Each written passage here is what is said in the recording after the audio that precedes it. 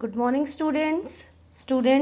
In the last video we had discussed about types of cellular respiration. Now in this video we will be discussing about respiration in plants.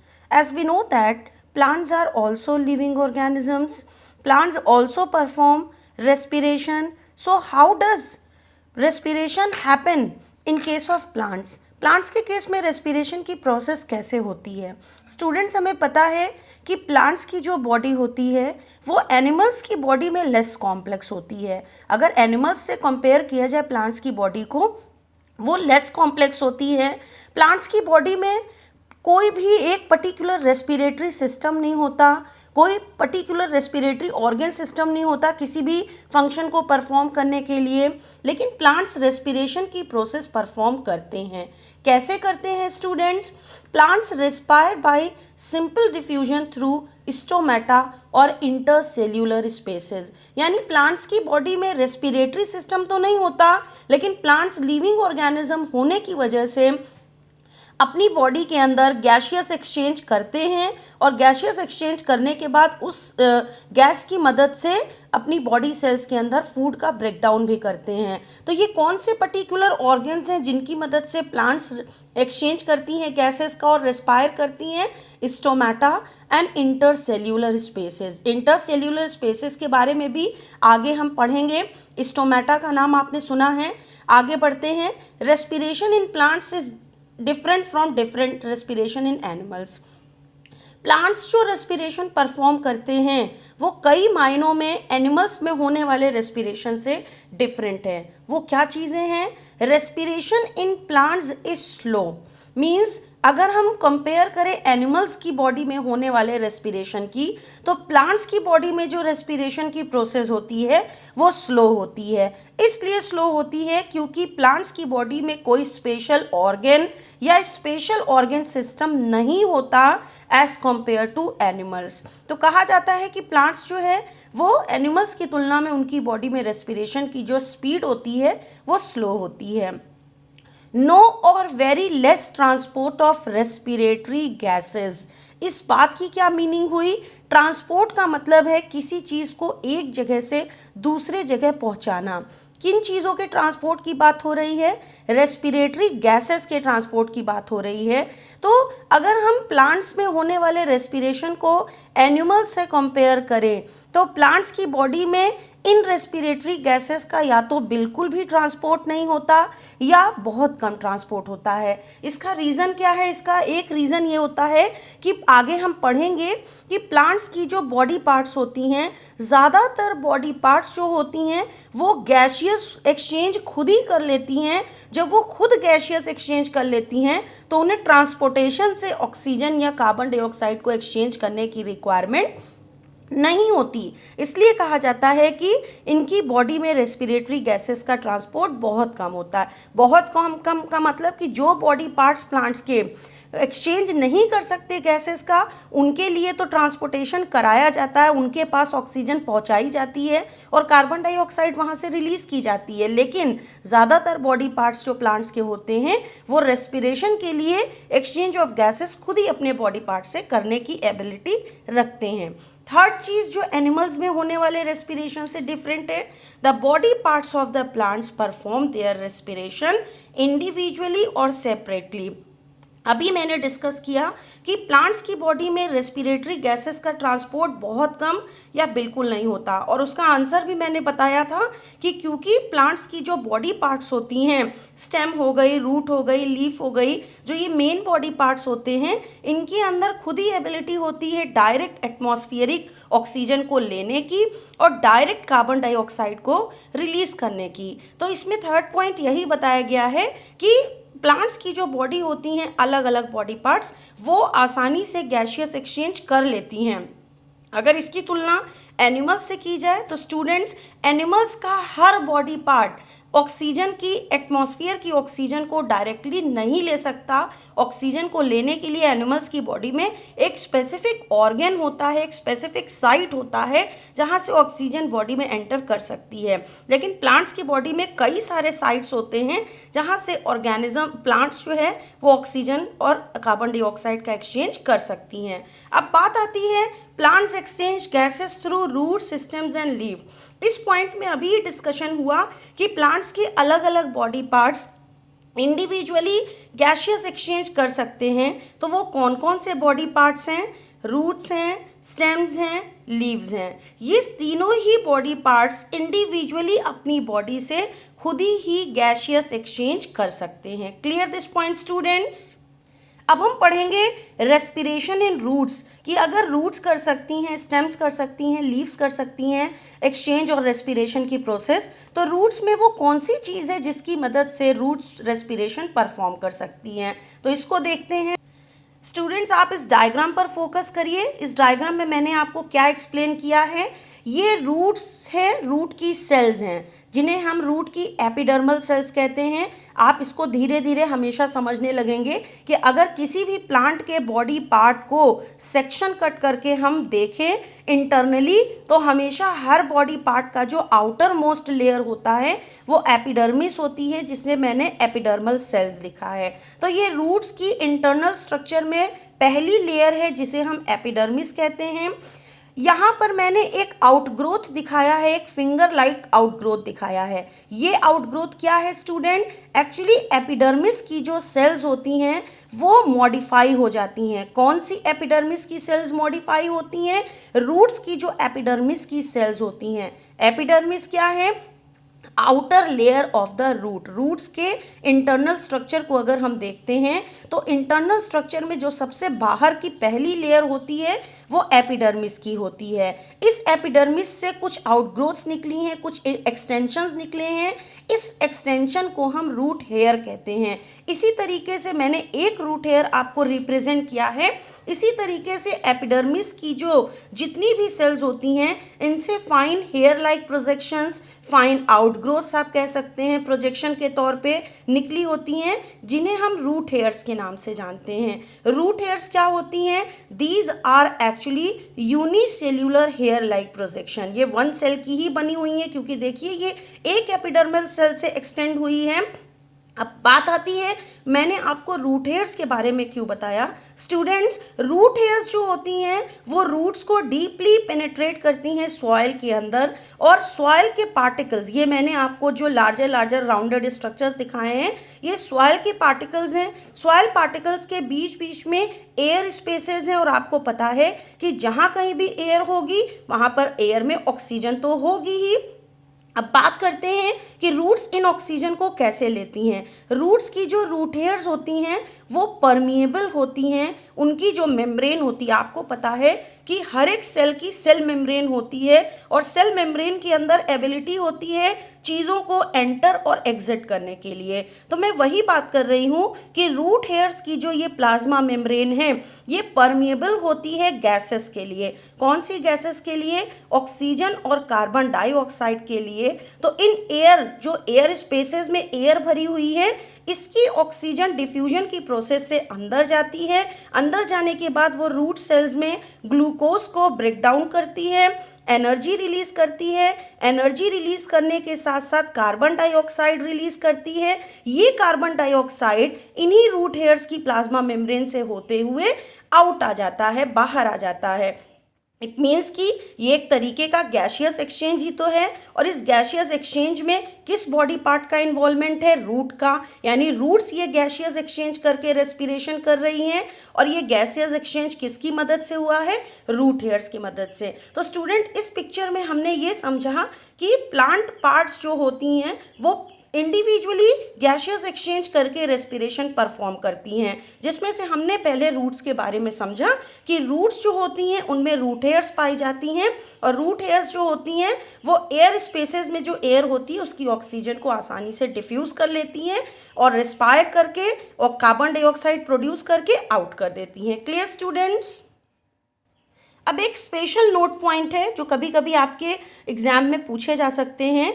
In water logging condition oxygen is not get available to the root cells, hence they respire anaerobically and produce alcoholic products due to which plants may die। इस पूरे point में क्या बात बताई गई है कि अगर प्लांट की जो रूट्स हैं, यानी आप प्लांट ऐसी जगह पर है जहाँ पर वाटर लॉगिंग कंडीशन है। वाटर लॉगिंग कंडीशन का मतलब है कि जैसे आप सॉइल में पानी देते हैं और पूरी की पूरी वाटर को सॉइल एब्जॉर्ब कर लेता है, रूट्स तक पहुँचा देता है, लेकिन कभी कभी ऐसा होता है कि हम लार्ज अमाउंट ऑफ वाटर जो है दे देते हैं प्लांट्स में और वो सॉइल के अंदर नहीं जा पाता और वो हमारे पॉट में ही एक्स्ट्रा वाटर पड़ा रहता है। ठीक इसी तरीके से मान लीजिए बहुत रेन हो गई है, रेन वाटर कलेक्ट हो गया है पौधों के पास, किसी भी वजह से अगर प्लांट्स के पास वाटर लॉगिंग कंडीशन हो गई, यानी पानी जो है इकट्ठा हो गया है जो कि एब्जॉर्ब नहीं हो रहा है, तो उस पानी के लॉग होने की वजह से, वाटर लॉगिंग होने की वजह से सॉइल के पार्टिकल्स के बीच की जो एयर स्पेसेस होती हैं वो ख़त्म हो जाती हैं, क्योंकि वहाँ सारे वाटर मॉलिक्यूल्स फिलअप हो जाते हैं। और जब वहाँ वाटर मॉलिक्यूल्स फिलअप हो जाते हैं तो एयर की जो ऑक्सीजन होती है, जो एयर होनी चाहिए थी, वो एयर वहाँ से हट जाती है। तो जब एयर ही नहीं होगी तो ऑक्सीजन भी नहीं होगा, जब ऑक्सीजन नहीं होगी तो रूट्स को ऑक्सीजन कहाँ से मिलेगी। तो स्टूडेंट इस कंडीशन में इसमें बताया गया है कि इन केस अगर वाटर लॉगिंग कंडीशन है प्लांट्स के पास तो ऑक्सीजन प्लांट्स को अवेलेबल, यानी प्लांट्स की जो रूट्स हैं उनको ऑक्सीजन अवेलेबल नहीं हो पाती, तो अपनी ऑक्सीजन की रिक्वायरमेंट को तो वो पूरा नहीं कर पाती, लेकिन क्योंकि वो लिविंग ऑर्गेनिज्म है, उन्हें रेस्पायर करना है, तो इसका अल्टरनेटिव वो ढूंढ लेती हैं और बिना ऑक्सीजन के ही अपनी बॉडी में रेस्पायर करना शुरू कर देती हैं। और आपको पता है कि बिना ऑक्सीजन के रेस्पायर करने के केस में इसका मतलब वो एनारोबिक रेस्पिरेशन परफॉर्म करती हैं। प्रोडक्ट क्या बनता है, ये देखा गया है कि रूट्स की सेल्स में इस एनारोबिक रेस्पिरेशन से जो प्रोडक्ट बनता है वो एक्चुअली में अल्कोहल होता है। इसका मतलब ये एक तरीके का अल्कोहलिक फर्मेंटेशन परफॉर्म करने लगती हैं। कब परफॉर्म करती हैं alcoholic fermentation? In water logging condition. Clear this point? अब हम बात करते हैं रेस्पिरेशन इन स्टेम्स की। मैंने आपको पहले ही बताया कि रूट्स, स्टेम्स और लीव्स तीनों ही इंडिविजुअली गैशियस एक्सचेंज करके रेस्पिरेशन की प्रोसेस प्लांट्स में परफॉर्म करती हैं। स्टेम्स की अगर बात आती है तो आपने देखा होगा कि पौधों की जो स्टेम्स होती हैं, प्लांट की जो स्टेम्स होती हैं, टू टाइप्स की होती हैं। कुछ प्लांट्स की जो स्टेम्स होती हैं वो ग्रीन हमेशा रहती हैं, जो हर्बेशियस प्लांट्स होते हैं, आपने देखा है कि उनकी स्टेम्स हमेशा ही ग्रीन होती हैं। और कुछ ऐसे टॉल ट्रीज होती हैं जिनकी जो स्टेम्स होती हैं वो वुडी होती हैं।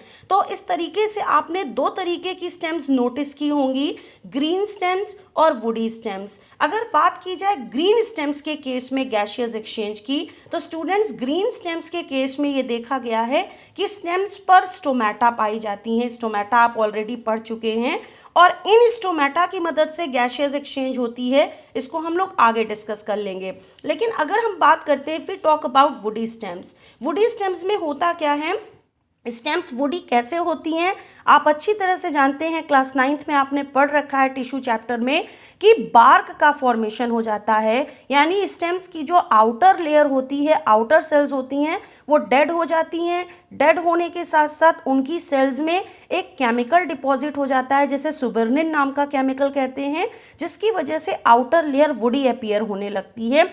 और वुडी स्टेम्स में स्टोमेटा तो नहीं पाई जाती हैं, लेकिन वुडी स्टेम्स जो होती हैं उनमें एक स्पेशल स्ट्रक्चर पाया जाता है जिसे हम लेंटिसल्स कहते हैं। क्या कहते हैं स्टूडेंट्स? लेंटिसल्स कहते हैं। और वुडी स्टेम्स के केस में लेंटिसल्स की ही मदद से एक्सचेंज गैसेस का होता है। यहाँ पर उसके बारे में दिया गया है कि ओल्डर रूट्स या वुडी स्टेम्स जो होती हैं, ओल्डर रूट्स की भी हम बात कर लेते हैं। स्टूडेंट्स, जो यंग रूट्स होती हैं उनमें रूट हेयर्स पाई जाती हैं, लेकिन जिन पेड़ों की रूट्स बहुत ज़्यादा पुरानी हो जाती हैं तो उनकी रूट हेयर्स जो होती हैं वो डाई कर जाती हैं, वो ख़त्म हो जाती हैं। उन रूट्स में भी परमानेंट ओपनिंग लेंटिसल्स पाई जाती हैं। तो आप अपने माइंड में ये रखिए कि ओल्डर रूट्स और वुडी स्टेम्स, इन दोनों में ही स्टोमेटा ना होकर इनके सरफेस पर कुछ जो है परमानेंट ओपनिंग्स पाई जाती हैं और इन परमानेंट ओपनिंग्स को हम लेंटिसल्स कहते हैं। एक और बात, क्योंकि ये ओल्डर रूट्स और वुडी स्टेम्स में ग्रीन नहीं होती है ये, तो इनकी जो बाहर की सरफेस होती है वो केमिकल के डिपोजिशन की वजह से इम्परमिएबल हो जाती है रेस्पिरेटरी गैसेस की वजह से। मैंने आपको बताया कि इनकी जो आउटर लेयर होती है वो डेड हो जाती है और डेड होने के साथ साथ उसमें एक केमिकल डिपॉजिट हो जाता है। उस केमिकल के डिपॉजिट होने की वजह से ये इनकी जो आउटर लेयर होती है वो इम्परमिएबल हो जाती है किसी भी तरीके की गैस को या किसी भी सब्सटेंस को इन एंड आउट करने के लिए। जब ये इम्परमिएबल हो जाती हैं तो यहाँ से गैसेस का एक्सचेंज कैसे होता है? गैसेस का एक्सचेंज होता है लेंटिसल्स की मदद से, क्योंकि इनकी सरफेस पे लेंटिसल्स पाए जाते हैं। क्या होते हैं lenticels? Lenticels are permanent openings on the surface of older roots and woody stems through which exchange of gases takes place। देखिए ये छोटा सा एक स्ट्रक्चर मैंने बनाया है और इस स्ट्रक्चर में ये अंदर की जो सेल्स हैं ये लिविंग सेल्स हैं, ग्रीन सेल्स हैं, लेकिन जो ये बाहर की 2 लेयर्स मैंने ये दिखाई है ये 2 लेयर्स एक्चुअली में बार्क है। बार्क का मतलब है जो सेल्स डेड हो चुकी हैं यही अपीयर कराता है स्टेम्स को वुडी, और इसके अंदर इस बार्क में सुबर्निन नाम का केमिकल डिपॉजिट हो जाता है। यहाँ की जो सेल्स होती हैं अंदर की सेल्स जब लिविंग होने की वजह से डिवाइड करती हैं तो ये सेल्स बाहर की सेल्स को पुश करती हैं और पुश करने की वजह से जो बाहर की डेड सेल्स होती हैं वो रप्चर हो जाती हैं और रप्चर होने से एक परमानेंट ओपनिंग क्रिएट हो जाती है। इस परमानेंट ओपनिंग को हम लेंटिसल्स कहते हैं। तो ये तो आपने देखा ही कि लेंटिसल्स का फॉर्मेशन कैसे हुआ है। बार्क की जो सेल्स होती हैं डेड सेल्स ये जब रप्चर कर जाती हैं तो ये ओपनिंग फॉर्म हो जाती है। एक और बात आपको ध्यान में रखनी पड़ेगी कि जो स्टोमेटा की ओपनिंग होती है वो टाइम टू टाइम ओपन और क्लोज होती है, लेकिन लेंटिसल्स का फॉर्मेशन जब हो जाता है तो लेंटिसल्स एक्चुअली में एक परमानेंट ओपनिंग होती है जिससे लगातार गैसियस एक्सचेंज प्लांट की स्टेम्स में होता है। Clear students?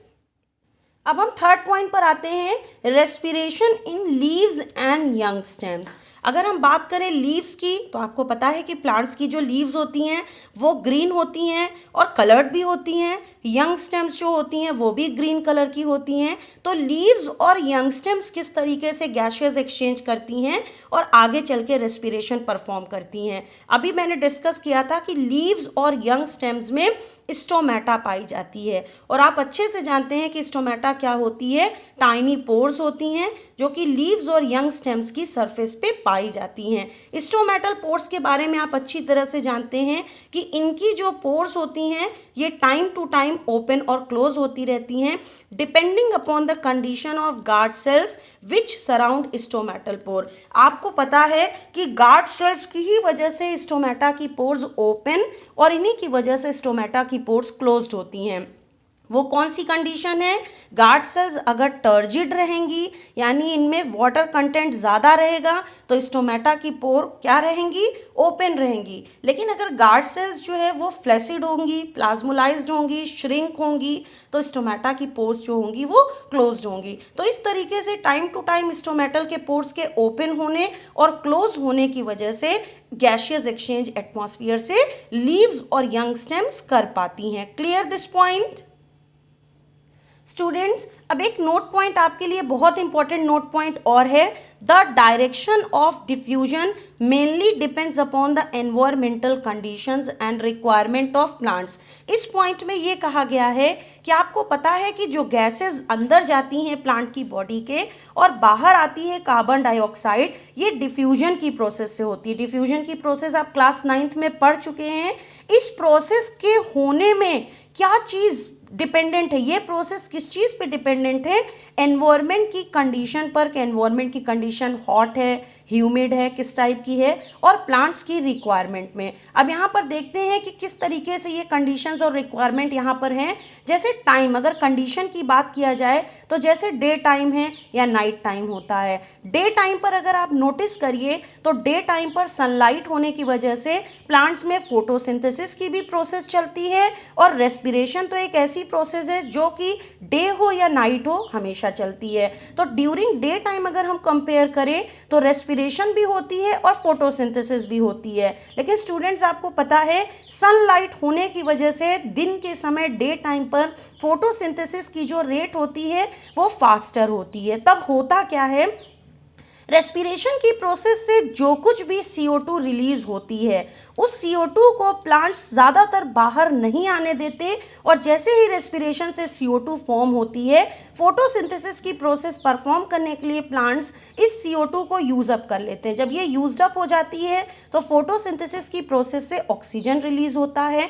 इस ऑक्सीजन की रिक्वायरमेंट रेस्पिरेशन में प्लांट्स को तो होती है, लेकिन क्योंकि फोटोसिंथेसिस इतनी फास्टर रेट से डे टाइम पे होती है कि ऑक्सीजन लार्ज अमाउंट में बन रहा होता है, थोड़ा बहुत ऑक्सीजन तो रेस्पिरेशन के लिए प्लांट्स ले लेती हैं, लेकिन बची हुई ऑक्सीजन कहाँ पर रिलीज कर दी जाती है, एटमॉस्फेयर में। तो अब इस बात को समझाने का क्या मतलब है, मतलब ये है कि अगर आप नोटिस करिए तो डे टाइम के समय डिफ्यूजन की प्रोसेस में ऑक्सीजन एटमॉस्फेयर में क्या कर दी जाती है, लार्ज अमाउंट में रिलीज की जाती है। इसीलिए तो कहा जाता है कि प्लांट्स के पास हमें डे टाइम पर अर्ली मॉर्निंग में होना चाहिए, क्योंकि अर्ली मॉर्निंग में फोटोसिंथेसिस फास्ट होने की वजह से प्लांट्स क्या रिलीज करती हैं, ऑक्सीजन गैस रिलीज करती हैं। Clear this point. और ऑक्सीजन हमारे लिए कितनी इंपॉर्टेंट है। अगर हम नाइट टाइम की बात करें तो नाइट टाइम पर क्योंकि सनलाइट नहीं होती तो फोटोसिंथेसिस की प्रोसेस परफॉर्म नहीं होती। रेस्पिरेशन नाइट हो चाहे डे हो, रेस्पिरेशन दोनों ही टाइम पर होती है। तो फोटोसिंथेसिस ना होने की वजह से नाइट टाइम पर ऑक्सीजन रिलीज नहीं होती, लेकिन रेस्पिरेशन होने की वजह से कंटिन्यूसली कार्बन डाइऑक्साइड रिलीज होती है। इसीलिए स्टूडेंट कहा जाता है कि नाइट टाइम पर प्लांट्स के पास नहीं रहना चाहिए, क्योंकि नाइट टाइम पर प्लांट्स क्या रिलीज करती हैं, carbon dioxide. So keep it in your mind, day time पर प्लांट्स ऑक्सीजन रिलीज करती हैं, यानी फास्ट डिफ्यूजन ऑक्सीजन का होता है, और नाइट टाइम पर प्लांट्स CO2 रिलीज करती हैं। Clear student. आई थिंक कि आपको ये सारी चीज़ें समझ में आ गई होंगी। नेक्स्ट वीडियो में हम दूसरी चीज़ को, रेस्पिरेशन इन एनिमल्स को समझेंगे। Thank you students.